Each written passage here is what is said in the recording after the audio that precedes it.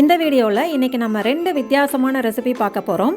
ரெண்டுமே ஒரே மாதிரியான செய்முறை அப்படிங்கிறதுனால 2 ரெசிபி நான் இங்கே கொடுத்துருக்கேன். சாதாரணமாக கடைகளில் மார்க்கெட்டில் கிடைக்கக்கூடிய வாழைக்காய் தவிர்த்து நான் நேந்திரங்காய் பயன்படுத்தி இந்த ரெசிபி செஞ்சுருக்கேன். நேந்திரங்காயினுடைய அரிய குணங்களையும் இந்த வீடியோவில் நான் உங்களுக்காக ஷேர் பண்ணியிருக்கேன். நார்மலாக நம்ம யூஸ் பண்ணுற வாழைக்காய்க்கும் நேந்திரங்காய்க்கும் உள்ள வித்தியாசம் நான் சொல்லியிருக்கேன். கூடவே காடை முட்டை வறுவல். காடை முட்டை ரொம்ப சின்ன சின்னதாக குட்டி குட்டியாக அழகாக இருக்கும். குழந்தைங்க விரும்பி சாப்பிடுவாங்க. ஆரோக்கியத்துக்கும் ரொம்ப நல்லது. வித்தியாசமான காடை முட்டை வறுவலும் சொல்லியிருக்கேன். கோழி முட்டையோடு ஒப்பிட்டு பார்க்கும்போது காடை முட்டைக்கு சத்துக்கள் அதிகமாக இருக்குது அப்படிங்கிறத நம்ம பார்க்கலாம்.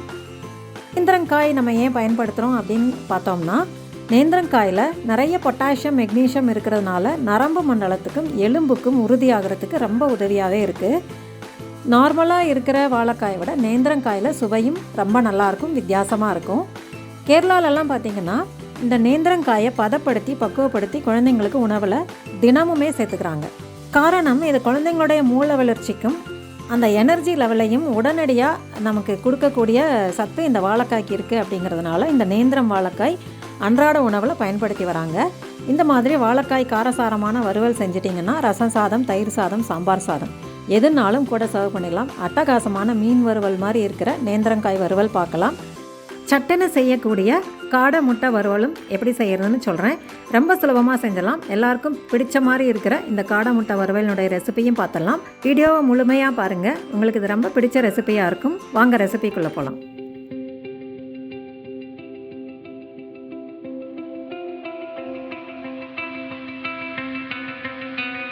This is your digital way. Chettinad Snacks Online brings the heritage to your doorstep. We connect tiny dots of Chettinad Kitchen. இந்த வறுவலுக்கு தேவையான பொருட்கள் என்னன்னு பார்த்தலாம். நேந்திரங்காய் நான் ஒரு 3 எடுத்திருக்கேன். கிட்டத்தட்ட ஒரு 600 கிராம் இருக்கிற மாதிரி 3 வாழைக்காய் எடுத்திருக்கேன். அதுக்கான அளவுகள் நான் இப்போ சொல்கிறேன். நேந்திரங்காய் பார்த்திங்கன்னா நீட்டமாக இந்த மாதிரி இருக்கும். சாதாரண காய் கொஞ்சம் கட்டையாகவும் உருண்டை ஷேப்லையும் இருக்கும். இது கொஞ்சம் நீட்டமாக இருக்கும். வாழைக்காயினுடைய அடியும் நுனியும் கட் பண்ணிவிட்டு தோலை சீவி இந்த மாதிரி தண்ணியில் போட்டு வச்சுக்கோங்க. எப்பயுமே வாழைக்காய் கட் பண்ணோன்னே தண்ணியில் போட்டு வச்சுருங்க. தண்ணியில் போட்டு வச்சாதான் கலர் மாறாமல் இருக்கும், சுவையும் நல்லாயிருக்கும். தண்ணியில் போட்டு வச்சுட்டு அதை எடுத்து கொஞ்சம் கிராஸாக 1/2 இன்ச் திக்னஸ்க்கு கட் பண்ணியிருக்கேன். இந்த மாதிரி கிராஸாக கட் பண்ணும்போது மீன் துண்டுகள் மாதிரி பார்க்குறதுக்கும் நல்லாயிருக்கும், எடுத்து சாப்பிட்றதுக்கும் ரொம்ப சுவையாக இருக்கும். அதனால் இந்த மாதிரி கட் பண்ணிக்கோங்க. இந்த வீடியோவில் காமிச்சிருக்க மாதிரி கட் பண்ணிக்கோங்க. வட்டமாக பிடிக்கும்னா வட்டமாக போடலாம். பட் இந்த மாதிரி இருக்கும்போது நமக்கு வறுக்கிறதும் ரொம்ப ஈஸியாக வறுத்து எடுத்துக்கலாம். பேனில் போட்டு வறுக்கிறதும் ஈஸி. இந்த 1/2 இன்ச்சு திக்னஸ்க்கு கட் பண்ணி எடுத்துகிட்டு தண்ணியை வடித்து நல்லா அப்படியே வேறொரு பவுலுக்கு மாற்றிடலாம். சுத்தமாக தண்ணியே இல்லாமல் வடித்து எடுத்துருங்க.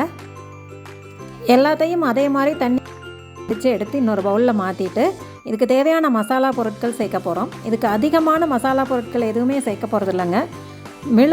மிளகு ஜீரகம் புதுசாக இடித்து சேர்த்திங்கன்னா ரொம்ப சுவையாக இருக்கும். அதை மட்டும் புதுசாக இடிச்சுக்கோங்க. இப்போ இதுக்கு தேவையான பொருள் 1/2 டீஸ்பூன் உப்பு சேர்த்துருக்கேன். உப்பு உங்கள் சுவைக்கு ஏற்க சேர்த்துக்கோங்க. 1/2 டீஸ்பூன் உப்பு, 1 டீஸ்பூன் அளவுக்கு தனி மிளகாய்த்தூள் சேர்த்துருக்கேன். மசாலாத்தூள் சேர்க்க வேண்டாம், தனி மிளகாய்த்தூள். இடித்த மிளகுத்தூள் ஒரு 1/2 டீஸ்பூன் சேர்த்துருக்கேன். மிளகுத்தூள் இது நல்லா காரசாரமாக இருக்கணும் அப்படிங்கிறதுனால 1/2 டீஸ்பூன் சேர்த்துருக்கேன். வேண்டாட்டி 1 டீஸ்பூன் சேர்த்துக்கோங்க. ஒரு 1/4 டீஸ்பூன் அளவுக்கு மஞ்சத்தூள் சேர்த்துருங்க. இது எல்லாத்தையும் நல்லா ஒன்றா சேர்த்து கலந்து விடுங்க. இந்த வாயுத்தன்மை இருக்கும் அப்படின்னு நினச்சிங்கன்னா கொஞ்சோண்டு இஞ்சி பூண்டு விழுது சேர்த்துக்கலாம். இஞ்சி பூண்டு விழுது சேர்க்கும்போது நல்ல மணமாகவும் சுவையாகவும் இருக்கும். அதுக்காக இஞ்சி பூண்டு விழுது ஒரு 1/2 டீஸ்பூன் அளவுக்கு கொஞ்சோண்டு சேர்த்துருக்கேன். இது ஊறணுங்கிற அவசியம் இல்லை. பேனை சூடு பண்ணிவிட்டு ஒரு 4 டேபிள் ஸ்பூன் அளவுக்கு எண்ணெய் சேர்த்துடுங்க.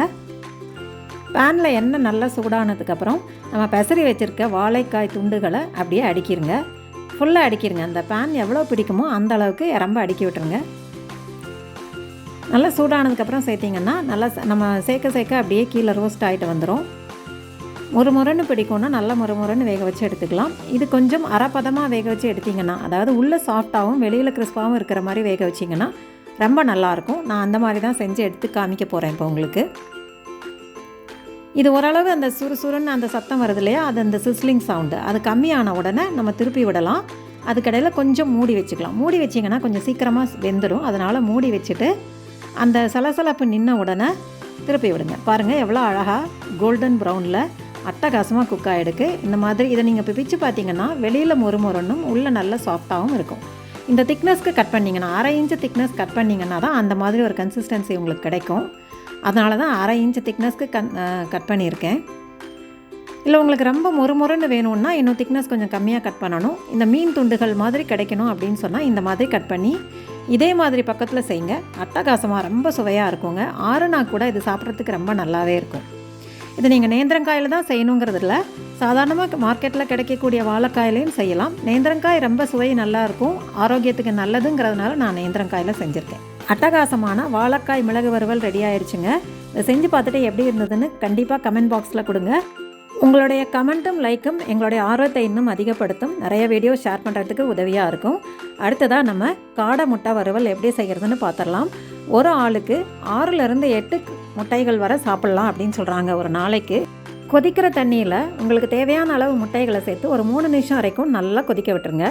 3 நிமிஷத்துக்கு நல்லா வெந்ததுக்கப்புறம் எடுத்து அதை ஆறின தண்ணியில் சேர்த்துட்டு இந்த மாதிரி உரித்து எடுத்துக்கலாம்.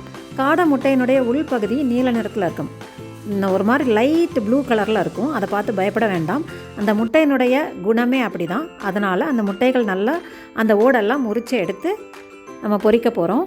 இப்போ எல்லா முட்டையினுடைய ஓடையும் உரித்து எடுத்துட்டேன். வாங்க இதுக்கு தேவையான பொருள் என்னன்னு பார்த்துடலாம். இது செய்யறதுக்கு உரிக்கிறதுக்கு மட்டும், இந்த முட்டை ஓடுகள் உரிக்கிறதுக்கு மட்டும் கொஞ்சம் லேட் ஆகும். உரித்து நம்ம எல்லாத்தையும் ரெடி பண்ணி வச்சுட்டோன்னா சாப்பிட்றதுக்கு ரொம்ப ஈஸி. எல்லோரும் விரும்பி ஆசையாக சாப்பிடக்கூடிய இந்த காடை முட்டை நம்ம அப்பப்போ செய்யலாம், ஆரோக்கியத்துக்கு ரொம்பவே நல்லது. இதுக்கு தேவையான பொருள் என்னன்னு பார்த்தீங்கன்னா, இடித்த மிளகு ஒரு 1/2 டீஸ்பூன், மிளகாய்த்தூள் ஒரு 1/4 டீஸ்பூன், மஞ்சத்தூள் ஒரு 2 சிட்டிகை எடுத்து வச்சுருக்கேன். மிளகு எப்பயுமே புதுசாக இடித்து சேர்த்திங்கன்னா சுவையும் மணமும் ரொம்ப நல்லது, ஆரோக்கியத்துக்கும் நல்லது. ஒரு பேனை சூடு பண்ணிவிட்டு 1 டீஸ்பூன் அளவுக்கு எண்ணெய் சேர்த்துக்கோங்க. இதில் 2 சோம்பு சீரகம் போட்டிங்கன்னா நல்லா மணமாக இருக்கும். அதனால் ஒரு 2 கொஞ்சோண்டு ஒரு பிஞ்ச் அளவுக்கு சோம்பும் ஒரு பிஞ்ச் அளவுக்கு சீரகமும் சேர்த்து பொரிய விடுறேன். இது பொரிஞ்சதுக்கப்புறம் கருவேப்பிலை சேர்த்துருங்க. நல்லா பொரிஞ்சு பொன்னிறமாக வரும்போது கருவேப்பிலையும் சேர்த்துடலாம். இது பொரிஞ்சு வரும்போது தீயை கண்டிப்பாக குறைச்சி வச்சுக்கோங்க. கருவேப்பிலை சேர்த்துட்டு அதுவும் பொரிஞ்ச உடனே நம்ம அந்த பொடிகள் எல்லாம் சேர்த்து வச்சுருக்கோம் இல்லையா, அதை தீயை கண்டிப்பாக குறைவாக சிம்மில் வச்சுட்டு இதை சேர்க்கணும், இல்லைன்னா கருகிடும் சீக்கிரமாக. பொடிகள் சேர்த்த உடனே சட்டுன்னு அந்த முட்டைகளையும் உள்ளே சேர்த்துருங்க. உள்ளே சேர்த்து மிதமான தீயில் ஒரு 1/2 நிமிஷம் வரைக்கும் நல்லா வறுத்து எடுத்துக்கலாம். நல்லா வறுத்து எடுத்துட்டோன்னா அட்டகாசமான காடை முட்டை வறுவல் ரெடி ஆகிடும். இதை நீங்கள் இந்த மாதிரி வறுவலாகவும் சாப்பிடலாம், வெங்காயம் தக்காளி போட்டு மசாலையும் செஞ்சு சாப்பிட்லாம். எப்படி செஞ்சாலும் இது சுவை அட்டகாசமாக இருக்கும். செஞ்சு பார்த்துட்டு எப்படி இருந்ததுன்னு சொல்லுங்கள். நம்ம சேனலை ஃபஸ்ட் டைம் பார்க்குறவங்க சப்ஸ்கிரைப் பண்ணிக்கோங்க. தேங்க்ஸ் ஃபார் வாட்சிங்.